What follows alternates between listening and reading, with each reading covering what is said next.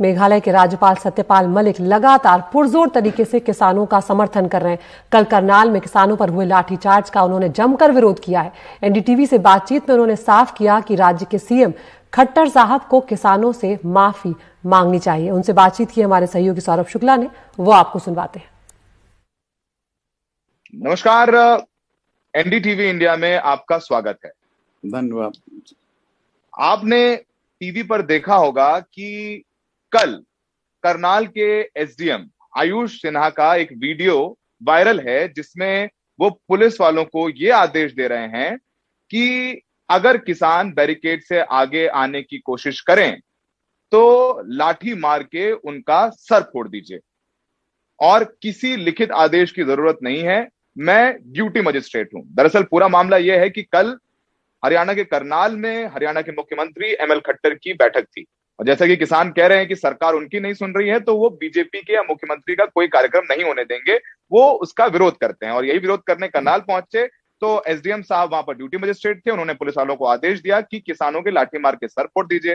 Police वाले भी आदेश का पालन करते हैं और किसानों पर इतनी लाठियां बरसाते हैं कि कई किसानों का सर फट जाता है। लहूलुहान तस्वीरें सोशल मीडिया पर वायरल हैं। किसान काफी नाराज होते हैं। हरियाणा की कई सड़कें जाम की जाती हैं और उसके बाद सड़कें खोल दी जाती हैं, लेकिन अब तक उस ड्यूटी मजिस्ट्रेट, उस एसडीएम आयुष सिन्हा पर कोई कार्रवाई नहीं हुई जिसने किसानों के सर फोड़ देने के आदेश दिए हैं।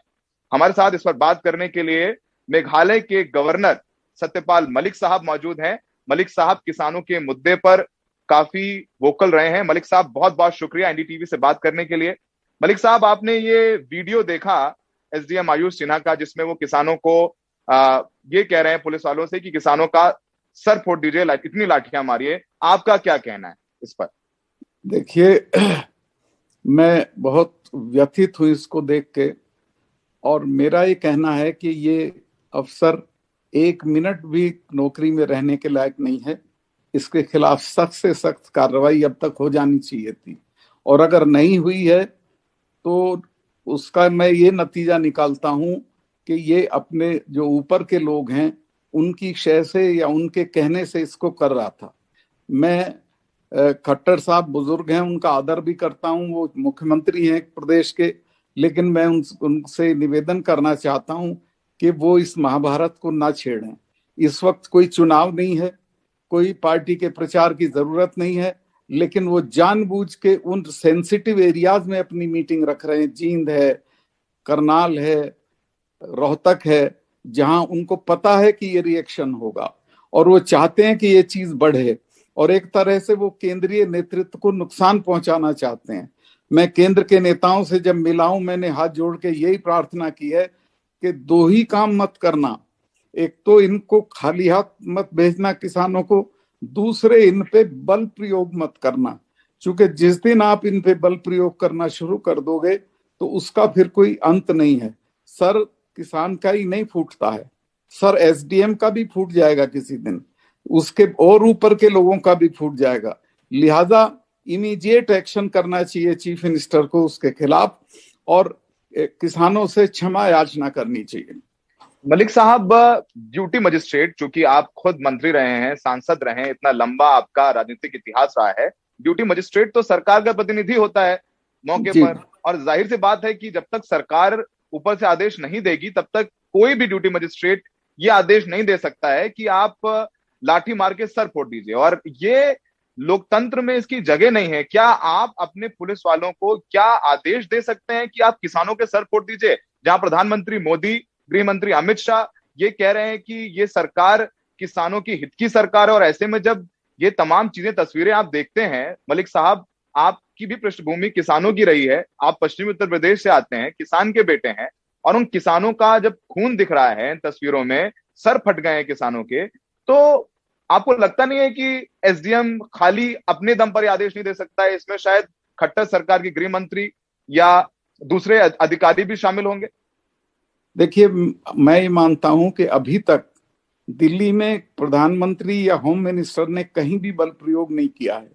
सिर्फ ये हरियाणा में खट्टर साहब इस कन्फ्रंटेशन को बढ़ाना चाहते हैं और बिना उनके इशारे के ये काम नहीं हुआ होगा, और अगर वो अपने को निरपराध मानते हैं तो फौरन इस अफसर के खिलाफ एक्शन ले, नौकरी में रहने के लायक नहीं है। और मैं फिर आपको ये आपके जरिए ये बात स्पष्ट करना चाहता हूं कि ये लोग जो सरकारें चला रहे हैं, चाहे यहाँ या दिल्ली में, ये इन इलाकों का मिजाज नहीं समझते हैं। अगर एक बार ये लड़ाई शुरू हो गई तो कोई पता नहीं है कितनी दूर तक जाएगी। मलिक साहब, आप गवर्नर हैं, सरकार के प्रतिनिधि हैं मेघालय में, और आप राजनीति भी अच्छे से समझते हैं। अभी उत्तर प्रदेश में अगले साल चुनाव होने वाले हैं। योगी जी ने भी किसानों के जो गन्ने के रेट है 5 रुपए बढ़ाए हैं, पेमेंट की जा रही है। आपको लगता नहीं ऐसे जब चीजें होती हैं, जब इस तरीके के आदेश, इस तरीके की तस्वीरें आती हैं, तो कहीं ना कहीं जो सरकार के अच्छे काम भी होते हैं वो बराबर हो जाते हैं? क्योंकि इस समय सबसे ज्यादा जरूरत है किसानों के बीच सरकार की साख को बेहतर करना, क्योंकि 9 महीने हो गए हैं, किसान दिल्ली के बॉर्डर्स पर अब भी जमे हुए हैं। उन्होंने ठंड झेली है, दिल्ली की गर्मी झेली है, बरसात झेली है, और अब तो वो लाठियां भी झेल रहे हैं। मलिक साहब देखिए साहब, 600 किसान मर चुके हैं, एक सिंपैथी का शब्द नहीं आया सरकारों की तरफ से। और इसका लोगों में कितना गुस्सा है अंदाज नहीं है। मुझे अंदाज है, चूंकि वेस्टर्न यूपी के किसी भी गांव में बीजेपी का कोई नाम निहाद नेता घुस नहीं सकता है। यही है हालत हरियाणा की है, ऑलमोस्ट आधे राजस्थान की भी यही हालत है। पर पंजाब में आप हैं ही नहीं, तो आप क्या करना चाहते हैं? आप ये चाहते हैं कि आपका सब कुछ मटिया मेट हो जाए। तो जो इस कन्फ्रंटेशन को बढ़ा रहा है वो इस सरकार का दुश्मन है, चाहे वो चीफ मिनिस्टर हो या वो एसडीएम।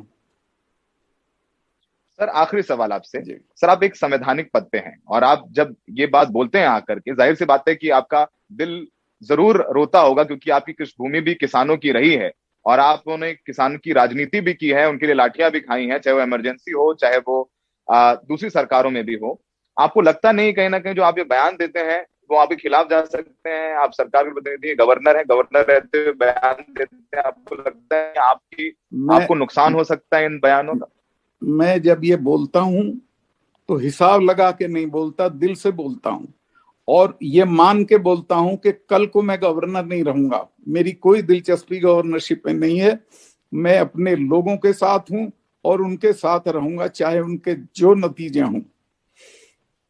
आप अपने लोगों के साथ हैं, और गवर्नरशिप रहे ना रहे, आप इतनी बड़ी बात बोलते हैं सत्यपाल मलिक साहब। किसानों के लिए आप आवाज उठा रहे सरकार में रह के, इसके लिए बहुत बहुत शुक्रिया, आपने हमसे बात की। और ये थे सत्यपाल मलिक साहब, गवर्नर है मेघालय के, और किसान के बेटे के तौर पर उनका ये कहना है कि जो हुआ है हरियाणा में, उसके लिए खट्टर साहब को किसानों से माफी मांगनी चाहिए, एसडीएम को हटाना चाहिए, और जो तमाम ये कृत्य हो रहे हैं किसानों के खिलाफ, वो सरकार को नुकसान पहुंचाएंगे। और खुद वो ये कह रहे हैं कि वो गवर्नर रहे ना रहे, अंत में एक दिन उनको अपने लोगों के बीच जाना है, किसानों के बीच जाना है, और जब वो किसानों के बीच जाए तो उनकी छाती चौड़ी रहे और आंखों में आंखें मिला के किसानों से बात कर सके।